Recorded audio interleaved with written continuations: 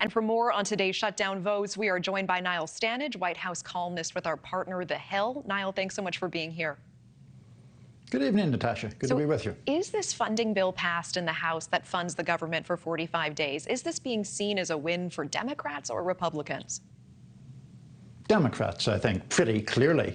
And the reasons for that are also pretty clear. Conservative Republicans had really two demands that they wanted to get met. One was increased border funding. One was a cut in overall spending beyond what had been agreed to in a debt ceiling deal earlier this year. They have got neither in this House bill. And you only have to look at the reaction, Natasha, to underline this sense that it is a victory for Democrats and a defeat for Conservative Republicans. Both Ilhan Omar, the Congresswoman from Minnesota, and a right-wing or conservative Republican, Ralph Norman, both using the word surrender to describe what Republicans did. Those two figures, those two members of Congress, barely agree on anything. But if they can agree that this was a Republican surrender, I think that says quite a lot. And help us understand McCarthy's role in all of this, the dilemma he faced. I mean, was it sort of a lose-lose for him either way? Yeah, he is and was in a very difficult situation. And the reason for that basically comes down to math. Kevin McCarthy obviously has a very narrow House majority. On the one hand, you have the very, very hardline Conservatives, people like Congressman Matt Gaetz. But you also have, and this gets perhaps less attention, 18 Republican members who represent districts that were carried by President Biden in 2020.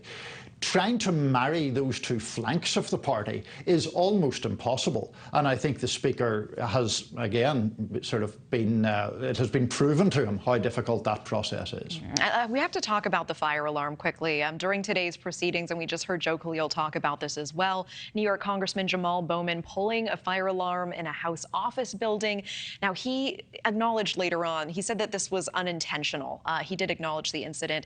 One House panel is investigating this nonetheless. We see Representative Marjorie Taylor Greene saying that he should be charged using the same law as the January 6th rioters. What is your take on this? What headlines are you hearing in Washington tonight? Look, if there was wrongdoing on the part of Congressman Bowman, of course, that should be looked at and examined. But let's not kid ourselves here. When someone like Congresswoman Taylor Greene makes that comparison to January the 6th, what that is about is trying to neutralise or minimise the horrendous events of January the 6th. And this is a process that we've seen from Conservative Republicans and their media allies a lot, trying to suggest that there are other things like January the 6th. There aren't, at least in modern American history. Instead, those people are trying to wriggle off the hook on which they impaled themselves with their false claims of election fraud and so forth. Okay. Niall Stanage, always appreciate the context and time. Thank you so much. Thank you. Thank you for watching. Go to newsnationnow.com to find News Nation on your television provider. And don't forget to click the red subscribe button below to get more of News Nation's fact-driven, unbiased coverage.